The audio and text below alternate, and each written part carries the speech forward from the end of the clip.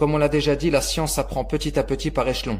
Comme l'a dit Az-Zuhri rahimahullah, man talaba al-ilma jumlatan fatahu jumlah wa innama yudraku al-ilmu hadithun wa hadithan.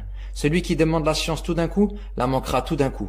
Mais plutôt la science s'acquiert par un hadith, puis deux, etc. Et je réinsiste sur le fait qu'il faut apprendre par cœur ces cours moutoun, car ils sont la base dans l'étude de la science. Et celui qui mémorise ce matn, il a avec lui toutes les preuves. Car les livres de ce cheikh, rahimahullah, ne contiennent quasiment que des versets, des ahadiths et des paroles de salaf. D'ailleurs, j'ai entendu du cheikh Mansour al-Khalidi hafidhahullah que l'auteur, le cheikh Mohammed ibn Abdel Wahhab rahimahullah, a mentionné dans ce court épître près de 60 preuves du Coran et de la Sunna. وَالدَّلِيلُ قَوْلُهُ تَعَالَى كَذَا وَالدَّلِيلُ مِنَ السُّنَّةِ كَذَا. Et qu'il a rapporté également environ 6 paroles de savants dans ce livre. On appelle ça nuqulat.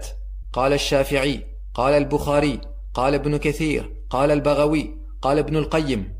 Et comme a dit le cheikh Deroche el-Ajmi hafidhahullah, fait partie de la loyauté envers ton cheikh que s'il te fait profiter d'une faïda, tu lui attribues cette faïda lorsque tu la répètes. Il y a des fawaïd ya ikhwa qui sont rares et durs à trouver. Et peut-être que le cheikh de qui tu l'as entendu l'a sorti du fin fond d'un livre d'une mektaba après une recherche éprouvante. Eh bien, fait partie du adab de reconnaître son mérite en lui attribuant cette faïda. Par exemple, la faïda que je viens de vous citer du cheikh Mansour al-Khalidi, je ne l'avais jamais entendue alors que j'ai lu ou écouté au moins une vingtaine d'explications de ce livre. Donc il se peut que c'est lui-même qui a pris la peine de compter toutes les adillas et toutes les nuqulat du livre. Wallahu a'lam. Donc nous disons que l'auteur, rahimahullah, à part rapporter des versets, des ahadiths et des paroles de savants, ne commente presque jamais dans ses livres. Mais par contre, s'il commente, sors ton stabilo et surligne car c'est pour te donner une faïda qui vaut son pesant d'or, incha'Allah. Donc nasiha numéro 1, il faut apprendre ce matn.